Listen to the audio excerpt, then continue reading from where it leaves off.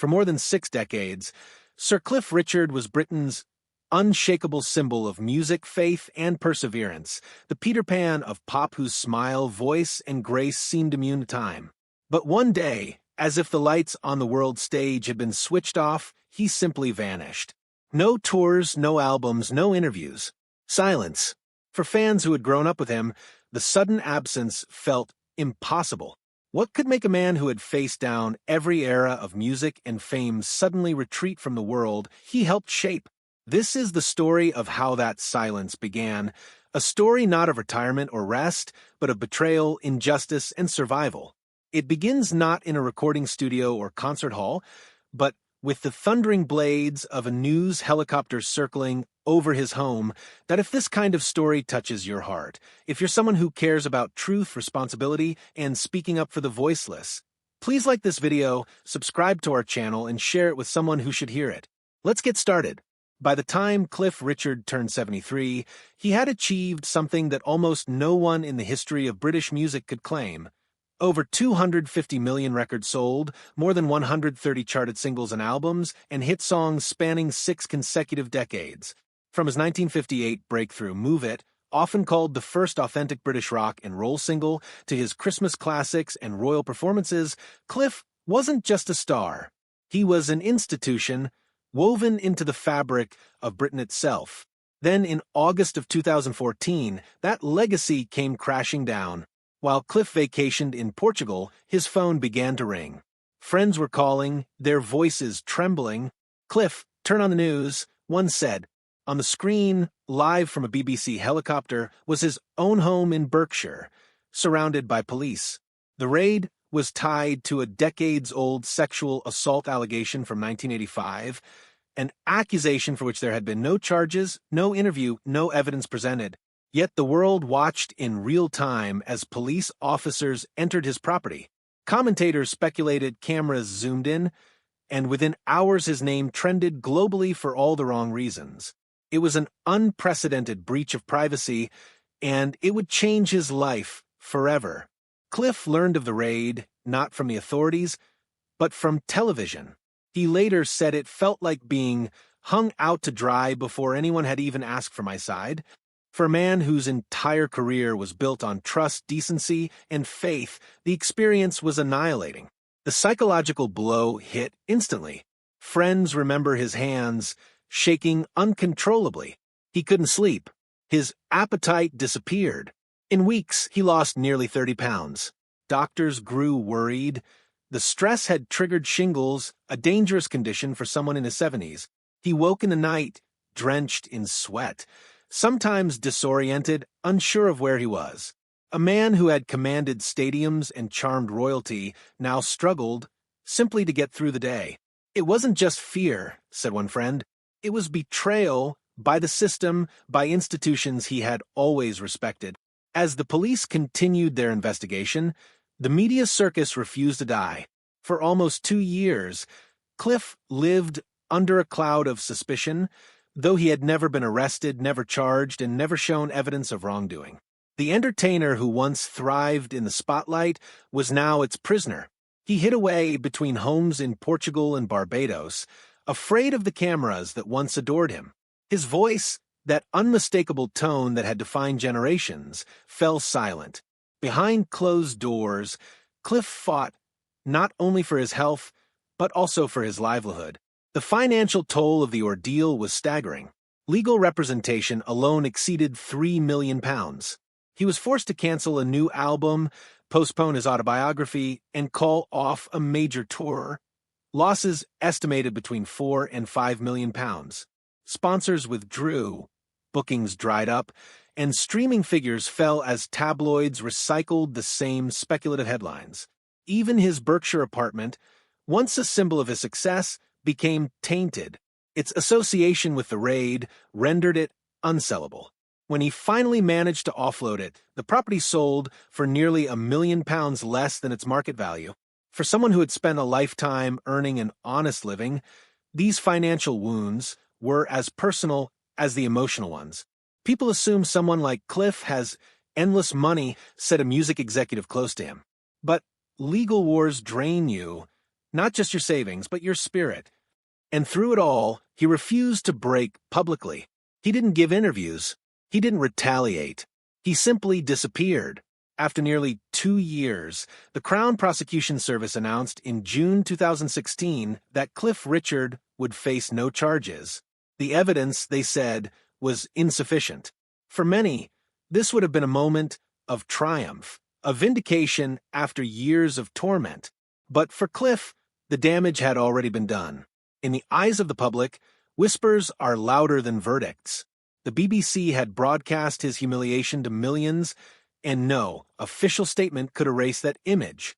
Cliff knew that for some, he would forever be the man whose house was raided, not the man who brought joy to generations. He decided he wouldn't let that be the final word.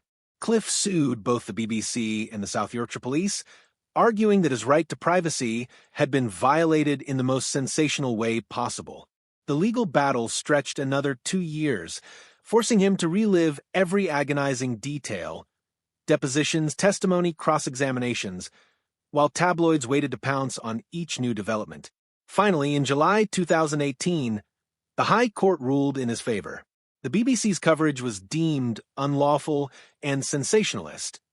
Cliff won £2 million in damages, a symbolic victory that restored a measure of dignity, but at an enormous emotional cost.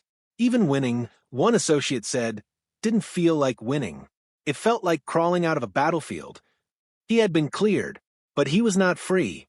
For years had passed since that helicopter first appeared over his home.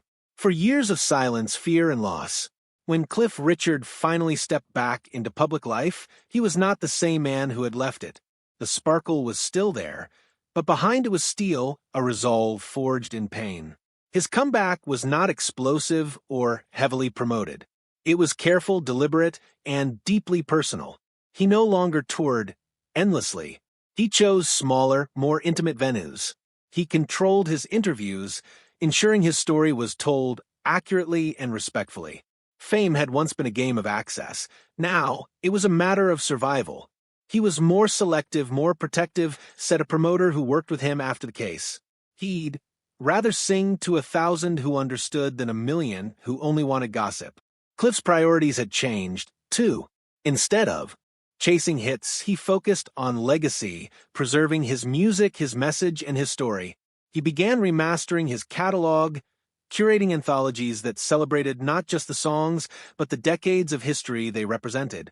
He also wrote The Dreamer, his 2018 autobiography, where he recounted the ordeal with courage and grace, using his experience to advocate for privacy reform and responsible journalism. Through that book, Cliff turned trauma into testimony. He wasn't just protecting his reputation, he was protecting the next person who might face the same nightmare without his fame or resources to fight back.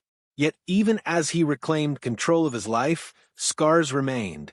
Friends say he still carries anxiety about unexpected knocks on the door or camera flashes in public. Decades of trust in institutions had been replaced with caution.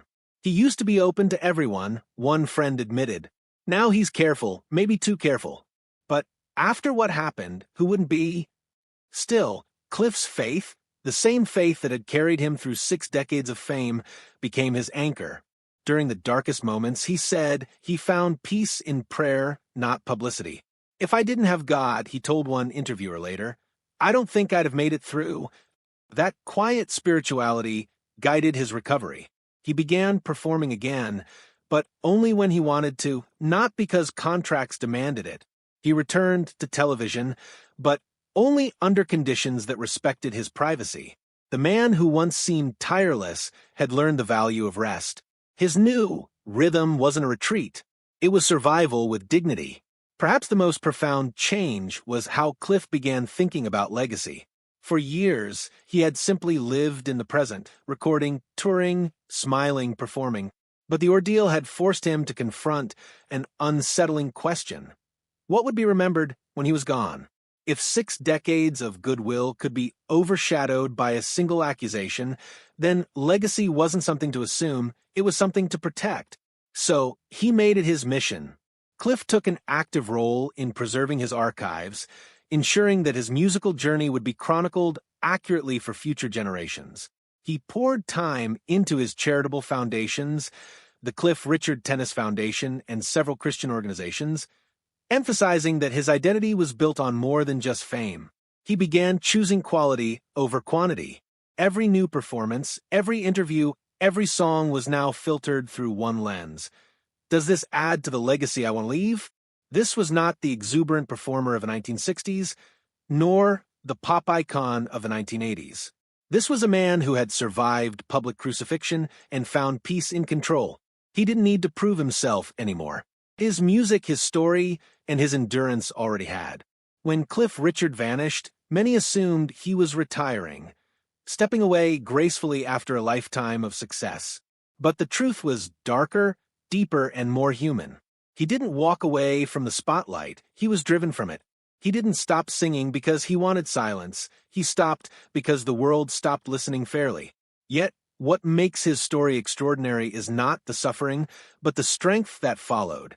Cliff Richard endured public humiliation, health collapse, and financial loss, and still found a way to return, not as a victim, but as a survivor. His disappearance was not the end of a career, but the rebirth of a man who refused to let injustice define him. Today, as he sings again on carefully chosen stages, his voice carries something new. Not just melody, but memory.